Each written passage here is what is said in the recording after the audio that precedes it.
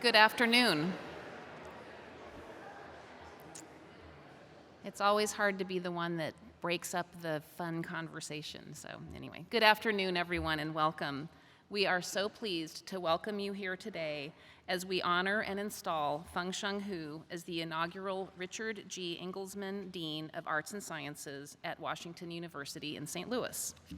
And as we honor and extend our deep appreciation to Richard G. Engelsman, whose generosity makes today's event possible.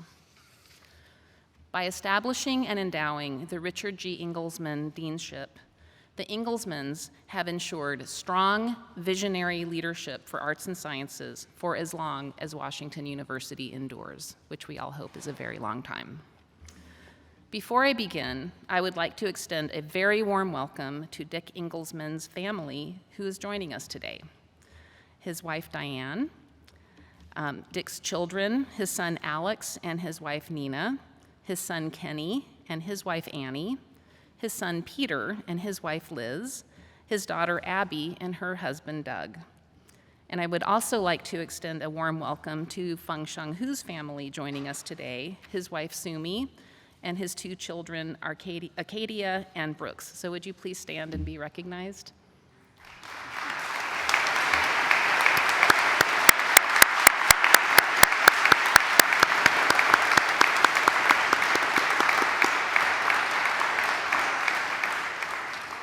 Thank you all for joining us today. And now it is my honor to welcome and introduce Chancellor Andrew D. Martin to the podium.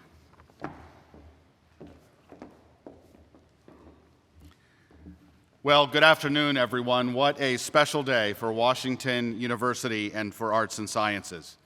It is my pleasure to welcome you to this ceremony to honor Professor Feng Sheng Hu as we celebrate his installation as the first Richard G. Engelsman Dean of the College of Arts and Sciences.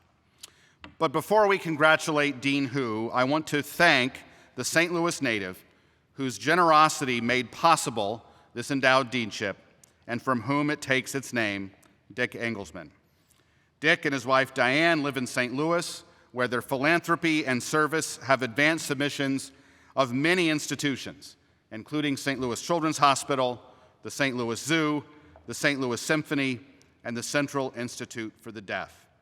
Now they are helping advance WashU's mission. A visionary and a taker of calculated risks, Dick Engelsman has been pushing his limits since before many of us were born. As a young man in the 1960s, he took a solo trip around the world, spending nearly a year visiting every continent except Antarctica, which he checked off his list a few years later. With his brother and father, he helped found Belt Service Corporation, then built the company into the world's leading manufacturer of custom conveyor belts for industry with plants in 3 countries. And while Dick may have slowed down a little over the years, nobody can accuse him of growing staid. At the age of 80, Dick climbed to the top of the Sydney Harbor Bridge, a feat that requires advanced medical clearance. And he also went to New Zealand and tried bungee jumping for the first time. Despite his fondness for adventure, Dick also appreciates quieter pursuits, like St. Louis Cardinals baseball, so that the less bold among us have at least one thing we can talk with him about on equal footing. We are grateful that after a long career of taking chances, Dick has taken a chance on WashU through his extraordinary gift to arts and sciences. Thank you, Dick, and welcome. If you'd join me, please.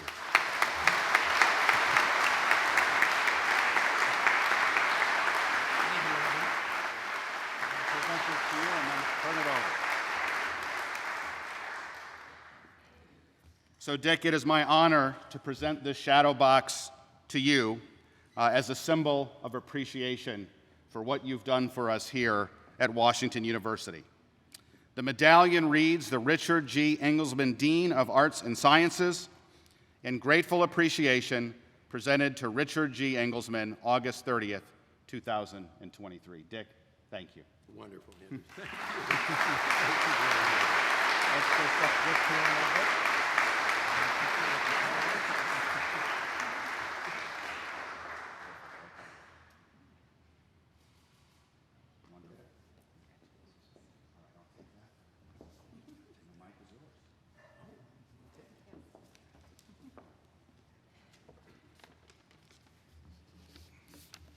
Good afternoon, everybody. And please don't expect a long speech, because I am not a public speaker. Thank you very much, Chancellor Martin, Provost Wendland, Dean Hu, who I look forward to getting to know better in the future for sure, faculty and WashU staff, my family and friends. I really appreciate your coming out for this. You may ask, why did I make this gift to WashU? I strongly believe in investing in education.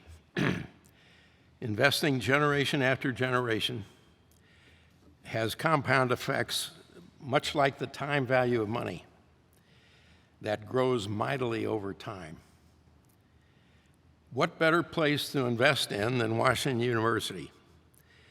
WashU is such a great asset to St. Louis, a huge employer, a wonderful resource for progress, and it's so highly respected around the country.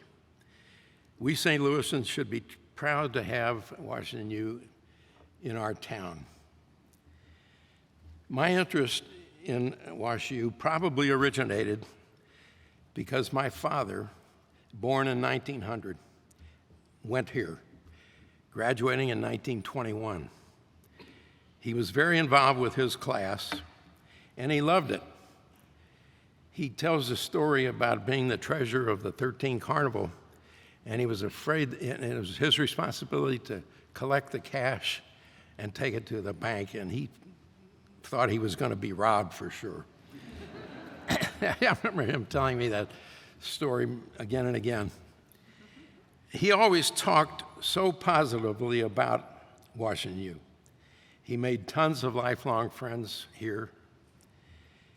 Also, my late wife, Judy, graduated Washington U as well and said it was a great experience for her. My contact with Washington U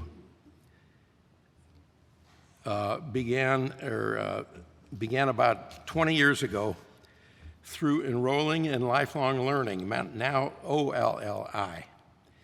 Classes were fun, interesting, and informative.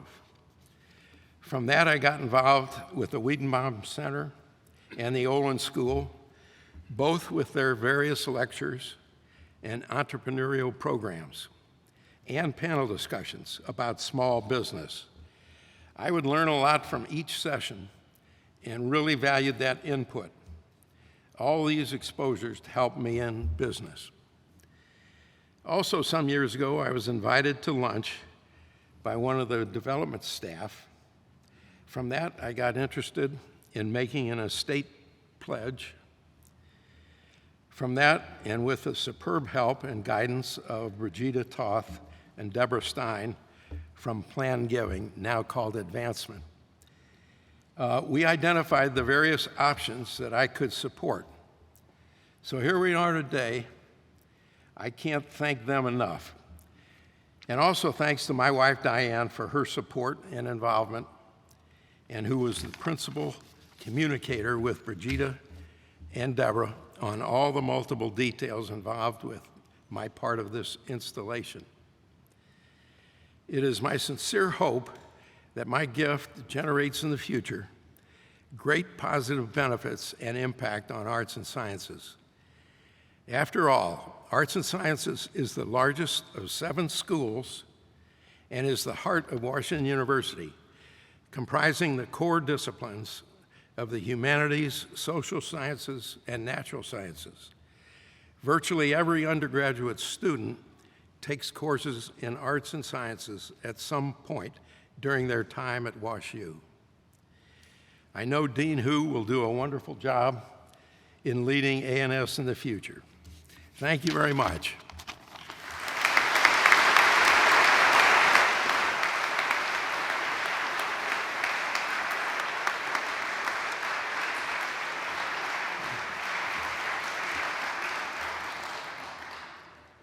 Thank you so much, Dick and Diane, for your investment in the leadership of arts and sciences. We know a leading scholar infuses a unique perspective into a university and brings a palpable vibrancy to a campus community. It is truly an exciting moment when we are able to welcome one of these scholars to our academic community, and it is an even greater occasion when we are able to recognize that individual with an endowed position. For this, I and we all are deeply grateful. I am pleased to have the chance to offer a brief overview of Dean Hu's accomplishments, both as a dean and a scholar. Feng Sheng assumed the Deanship of Arts and Sciences in July of 2020, and today marks a historic moment as he is formally installed as the inaugural Richard G. Engelsman Dean of Arts and Sciences at Washington University. A named professorship or deanship is the highest honor a university can bestow on a faculty member. Distinguished faculty members attract top students, and endowed deanships are essential to achieving the strategic goals of each school. Feng Sheng succeeded Barbara Schall, who served as Dean of Arts and Sciences from 2013 to 2020. Under Schall's leadership, Arts and Sciences undertook an ambitious multi-phase project to transform teaching, research, faculty, and facilities in the physical sciences. She relaunched the Department of Sociology, recruited internationally renowned faculty such as Jonathan B. Losos, and strengthened women, gender, and sexuality studies and African and African American studies by elevating these two programs into full departments. Feng Sheng came to WashU from University of Illinois at Urbana-Champaign, where he held the position of the Harry E. Preble Dean of the College of Liberal Arts and Sciences. He served in this position from 2017 to 2020. Prior to that, he served as Associate Dean for Life and Physical Sciences, where he worked with science departments to promote research, teaching, innovation, and public service. He was head of and a professor in the Department of Plant Biology and was the Ralph E. Grimm Professor of Geology. Feng Sheng is an elected fellow of the American Association for the Advancement of Science, and he has also been named a Packard Fellow in Science and Engineering, a University Scholar of the University of Illinois, a Fulbright Scholar, and a Fellow of the Ecological Society of America.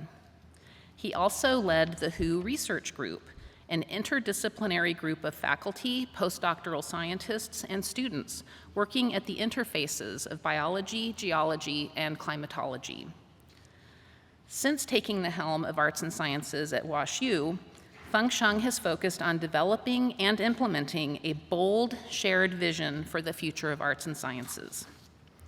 In late 2021, he announced the launch of the school's strategic plan, which aims to make this decade the decade of arts and sciences by transforming scholarship, teaching, and impact. This plan aims to advance innovative research that reaches a broad public and fosters new discoveries, and to promote excellence in undergraduate and graduate education, preparing students for civic responsibility, work, and life through impactful collaborations with the St. Louis community and across the world. Our faculty, students, staff, and champions of arts and sciences have all been inspired by this plan. Dean Hu has already accomplished so much since its launch.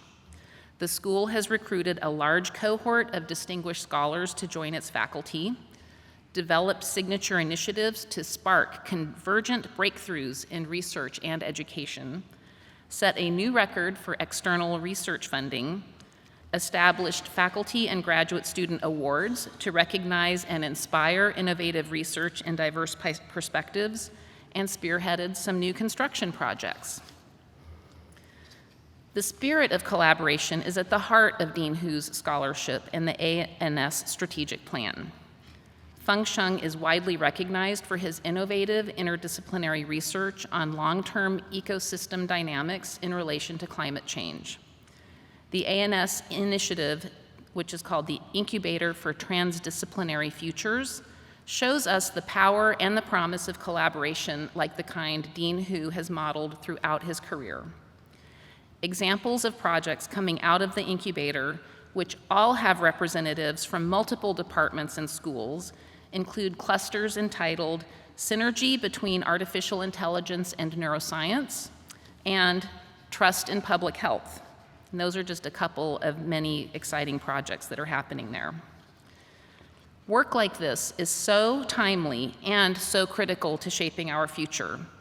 It's work that resonates with our university strategic plan here and next. As a university, we have set our sights towards establishing WashU and St. Louis as a global hub for transformative solutions to the deepest societal challenges. Those deepest societal challenges require a strong School of Arts and Sciences. They require scholars who are leaders in their disciplines and who can lead in bringing together scholars across many disciplines. In other words, it takes scholars and deans like Feng Sheng to stretch us beyond what has been and allow us to embrace what can be, to unleash new potential, to create new knowledge, to solve those deepest societal challenges. So Dean Hu, I am grateful to have the chance to share this proud moment in your career and to be here too for such a proud moment for arts and sciences and also for WashU. Dean Hu, would you please join Chancellor Martin at the podium?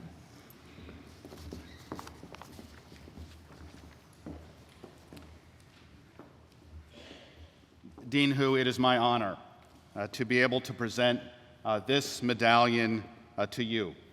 On the obverse, it reads, Richard G. Engelsman, Dean of Arts and Sciences. And on the reverse, Feng Sheng Hu, August 30th, 2023. Feng Sheng, my heartiest congratulations.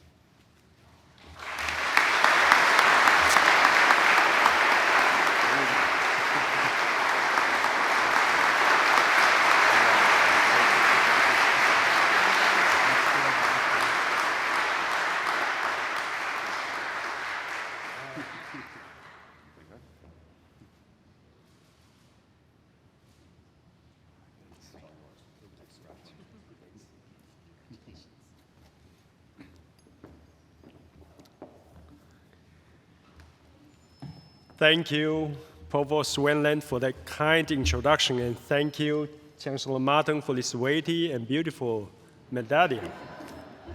And good afternoon to all of you. It's so wonderful to see all of you here in this beautiful chapel. And greetings to all the friends and colleagues watching our live stream.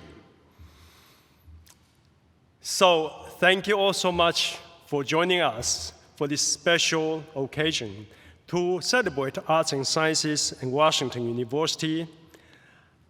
I would like to begin by recognizing our distinguished honoree, Dick Engelsman, and his family. Dick, thank you so much for your vision and your generosity. Your gift will shape Washington University in profound ways for many, many years to come. I was delighted and inspired to learn about their family business, the fourth-generation family business, the Bell Service Corporation, especially by their ability to innovate, transform, and thrive and grow over more than 50 years.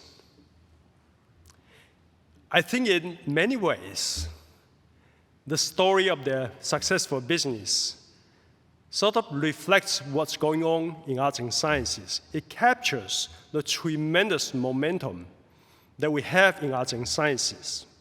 So it's so fitting to have the Engelsman name attached to arts and sciences going forward. And I'm so honored and privileged to be the inaugural Richard G. Engelsman Dean of Arts and Sciences. So, as indicated in the title, this presentation is a story of transformations. The first part is all about arts and sciences, and its ongoing transformations form a focus on individual accomplishments to convergent breakthroughs. The second part is about my own professional and personal transformations, from science to academic leadership, from my humble beginnings to a leader of an elite institution. You may have noticed that this is in reverse chronological order, and I chose that on purpose because this celebration is mostly about arts and sciences, not about me as an individual dean or scholar. So as such, it's appropriate for me to spend a minute bragging about the centrality of arts and sciences to the university. Arts and Sciences is the largest school on the Danforth campus. We teach literally 100% of WashU's undergraduates through the coursework that they take in Arts and Sciences, so shaping the WashU journeys of thousands of students each year.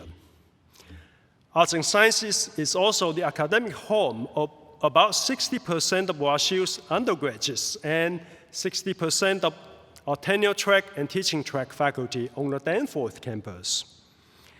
And I'm so enormously proud to say that Arts and Sciences contributes disproportionately to WashU's commitment to diversity and inclusion. So we have 65% of WashU's URM undergraduates and 60% of our tenure track URM faculty on the Danforth campus. So altogether, as of this semester, we have 4,800 undergraduate students, 1,600 graduate students, and 44 departments and programs spanning literally from classics to chemistry, philosophy to physics, and everything in between you can think of. Our physical footprint is enormous, 42 buildings with more than 750,000 square feet.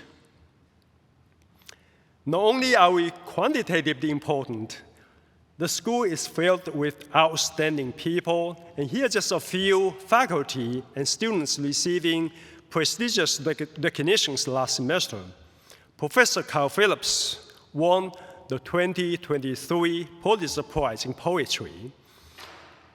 Professor Ursula Goodenough and Professor Bill McKinnon were elected into the National Academy of Sciences. And our students are equally impressive. They receive all sorts of prestigious scholarships. And when they're done at WashU, they move on to some of the most coveted positions to begin to change the world and shape the future. So with such outstanding people in arts and sciences, it should come as no surprise that we do many important things that shape the academia and the society. And here's just one example of a convergent breakthroughs to achieve educational innovation. So, as the provost said, I arrived at WashU in July 2020, when the pandemic was challenging higher education in many unprecedented ways. The chancellor had decided to delay the beginning of the semester by 3 weeks, which was a very wise decision, especially in retrospect. So the question to me as the new dean of a school that does so much teaching for WashU was, how can I make good use of this precious time window to help ensure that our students will have a healthy and safe environment to return to when the fall semester finally starts? So weeks into my new position, I was able to engage a group of arts and sciences instructors led by Professor Krista Milic in the Department of Anthropology to create this course, The Pandemic, Science and Society. So the course eventually involved experts from all over the world because they wanted to be involved. And it covered a wide range of topics as listed here.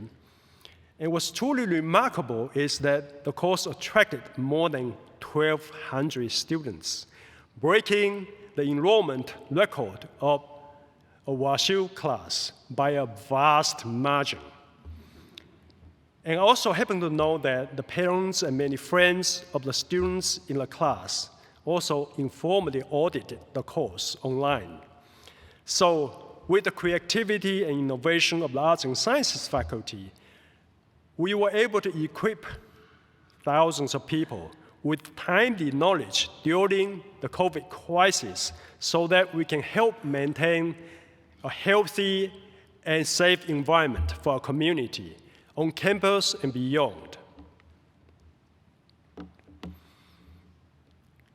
With our outstanding people, it should also come with no surprise that arts and sciences is creating new knowledge, making new discoveries, and achieving innovations on a daily basis.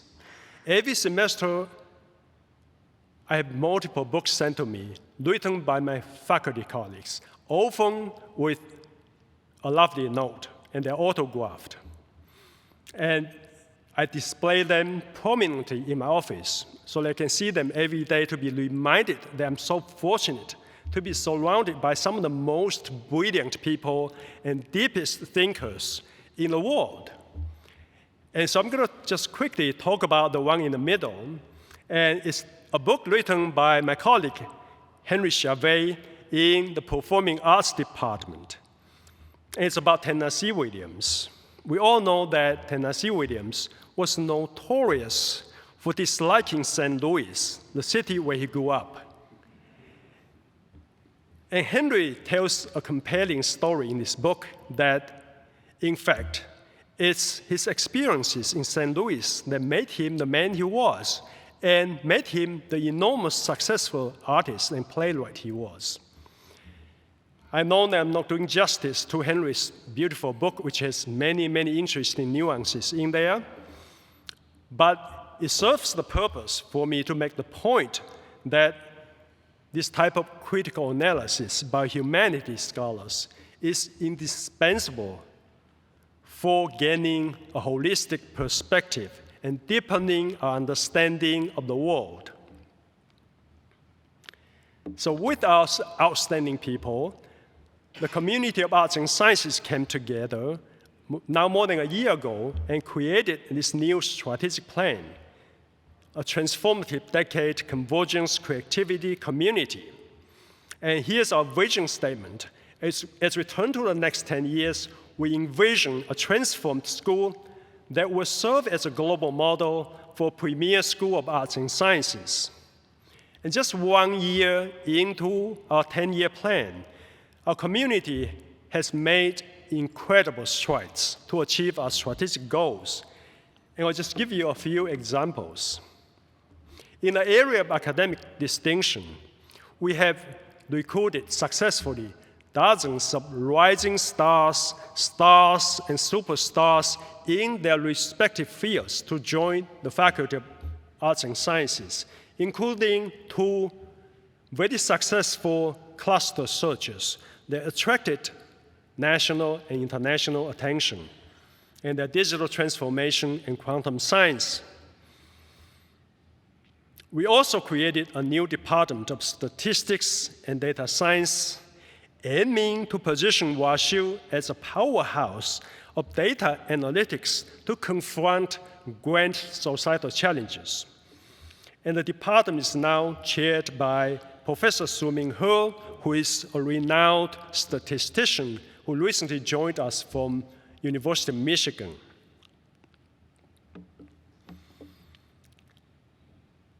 Elevating the research enterprise is a top priority for arts and sciences and for the Provost's vision.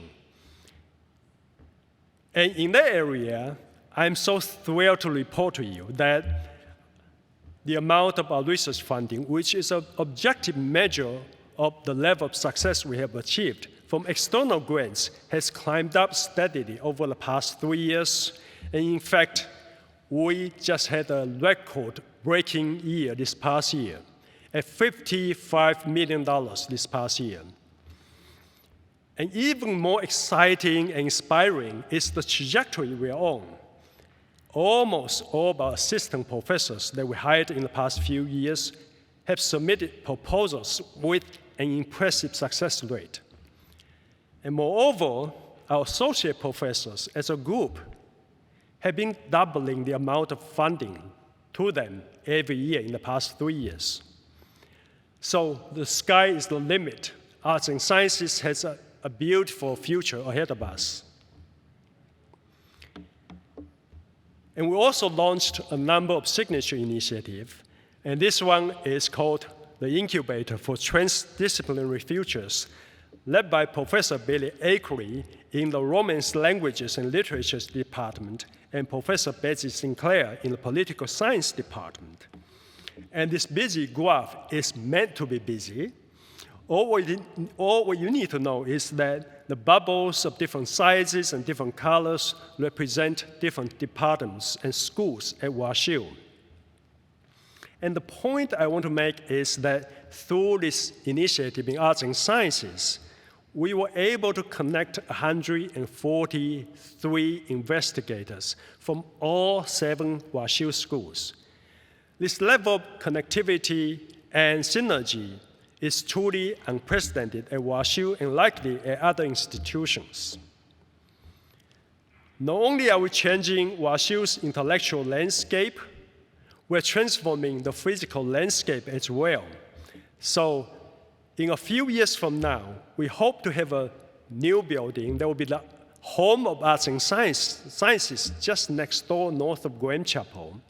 And so this is an architectural rendering as a teaser with Graham Chapel on the back and Mudfield on the right, with a street going across the building. So everybody want to go through this street every day. And that's all about arts and sciences for now. I'm going to talk about now my professional and personal transformations. As I already mentioned, I arrived at WashU in the middle of COVID, so I actually have never had an opportunity to share with my colleagues publicly what I have done as a scholar and how I transitioned from a scholar to a dean. So I think this is my opportunity, and I had the permission from the chancellor and the provost to do that.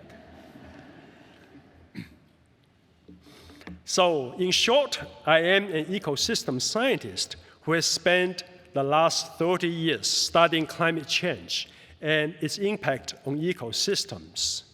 My research program has taken me to many, many places all over the world, literally from the tropics to the Arctic. And these are just some of my research sites. And yes, that's the younger version of me flying in a helicopter surveying the landscape. So even though I'm a scientist, the guiding principle for my research program should be something very familiar to all my humanities colleagues. The past is a window to the future. So this cartoonish graph shows that there are a number of global climatic controls: summer solar radiation, winter solar radiation, CO2 concentration in the air, and so forth. And there are variations over the recent geological history, 18,000 years ago on the left, today on the right. And the point is that all of them have fluctuated dramatically.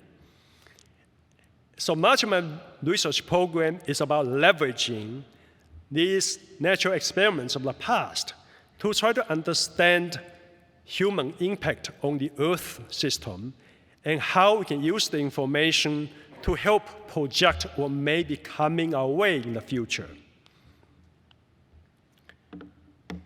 In pursuing my research, I have always taken a holistic approach starting when I was a student. So even though I'm an ecologist, I have borrowed expertise from isotope geochemistry, genomics, geospatial analysis such as remote sensing and GIS, and statistical modeling. I'm not an expert of all these fields, as you can imagine. So what I do is that I engaged a small community of scholars, and we converge intellectually to achieve creativity. So convergence, creativity, community, the same 3 words in the title of the Strategic Plan of Arts and Sciences are also the guiding words for my own research program.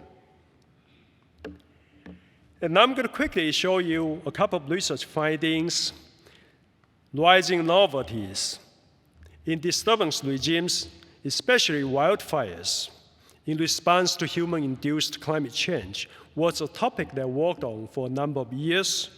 On the bottom here is the title of one of my publications now more than 10 years ago in the Proceedings of the National Academy of Sciences. It says recent burning of boreal forests exceeds fire regime limits of the past 10,000 years, unambiguously concluding that because of human-induced climate change, the rate of forest burning is greater than any time in the past 10,000 years. And this is in the boreal forests. And you all know that the world has been burning like crazy in the last few years, especially this past summer. You can name it Hawaii, Canada, California, Washington, and so forth. So as a scholar, it's kind of gratifying to realize that the conclusions and predictions that you reached more than 10 years ago are now validated by the observations in many, many places all over the world. But it's also heartbreaking to know that these disasters are affecting the lives of literally millions of people in the world. Another topic that I worked on is climate refuge and biodiversity. And this involved that I forged the connection of my area of ecology, long-term ecology or paleoecology, with genomics. So I'm not a geneticist by training by all means. I, in fact, knew very little about it.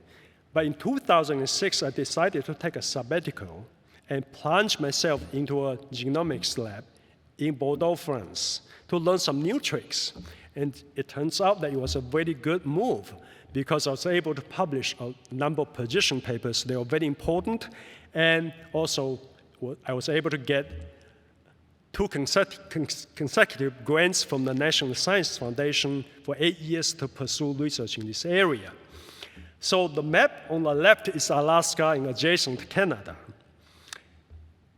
The conventional wisdom through decades of fossil analysis suggests that all the forest ecosystems that we see in the region originated from areas south of the Long-Tail ice sheet. Areas such as Georgia, Florida, Louisiana. So as the climate became warmer at the end of the last glaciation, species migrated extremely fast towards the north to form today's forests in the region. By merging ecology with genomics and statistical modeling, my data unambiguously indicate that that was actually wrong. Many of the species that we see today were able to hide in shelter areas in the region. And as the climate became warmer, they expanded locally to form today's forests. So this finding has very important implications for the rates of species migration, extinction, the modes of plant community assembly, and so forth. And in the interest of time, I'm not going to get into it.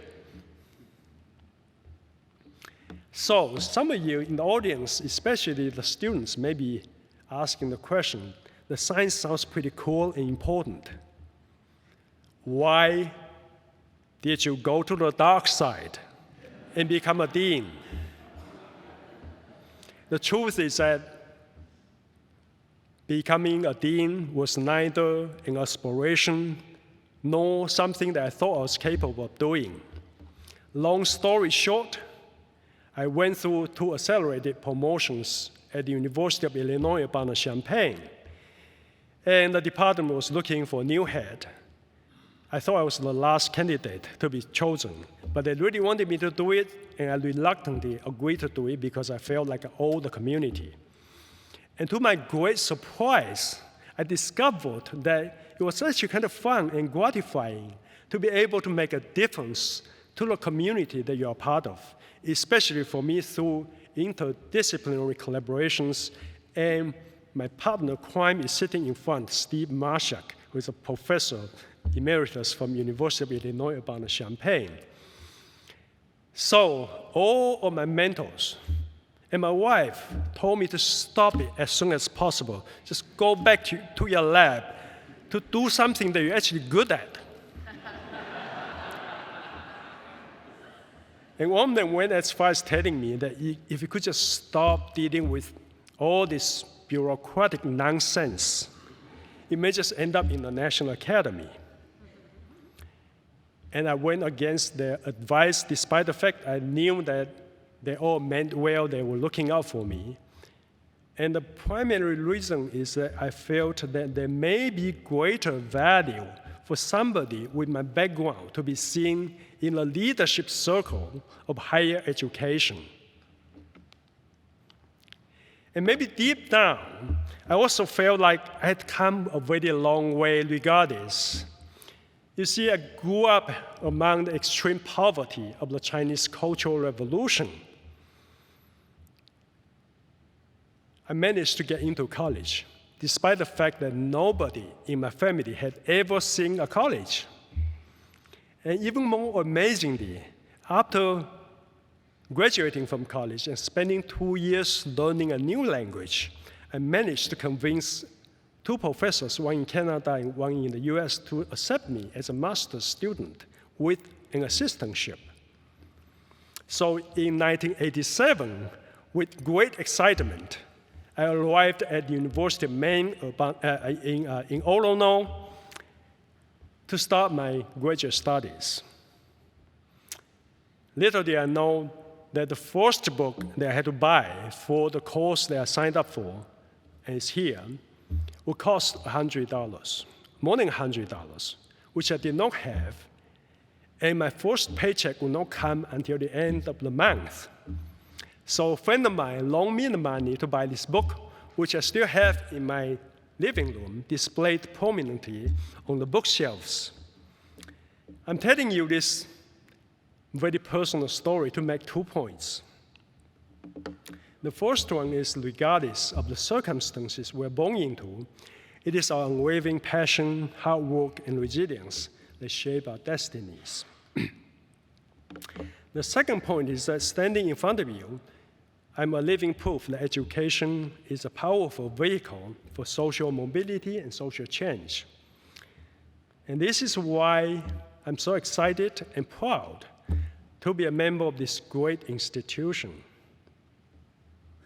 You all know that WashU became knee blind last year, and we were recently ranked #1 in the country for student financial aid by Princeton Review. And we're striving to support even more students in need through our ambitious Make Way campaign.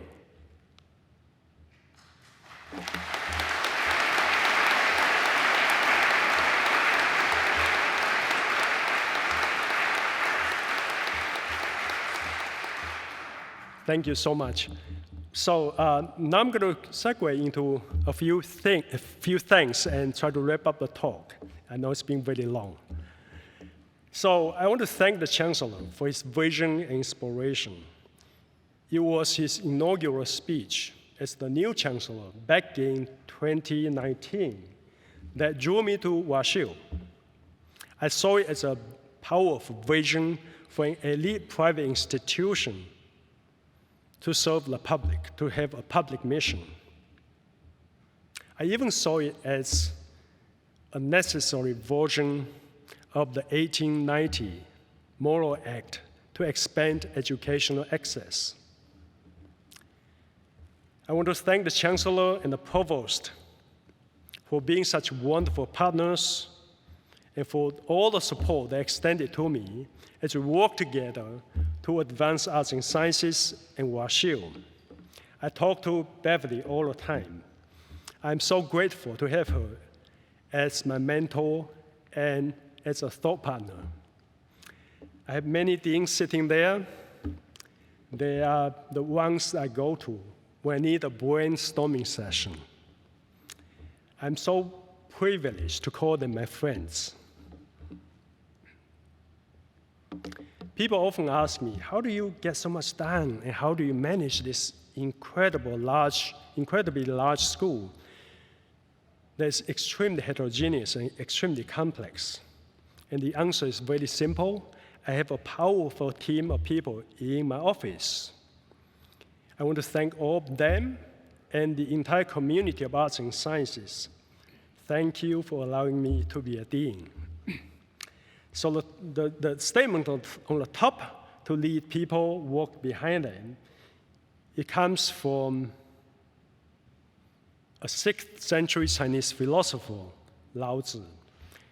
And I thought that these words of wisdom are a powerful beacon of light for leadership.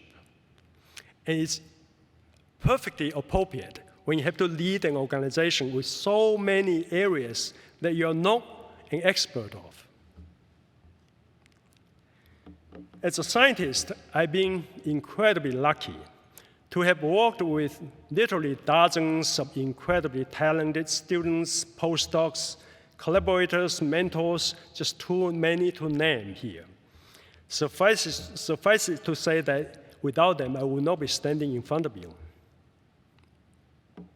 I also want to thank my family. They're all here. My wife, Sumi, our children, Arcadia and Brooks.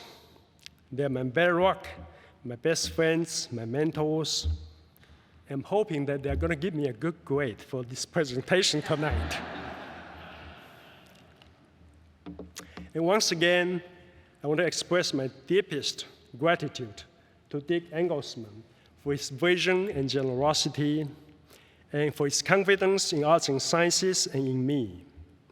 Thank you all for joining us today, and thank you for your attention.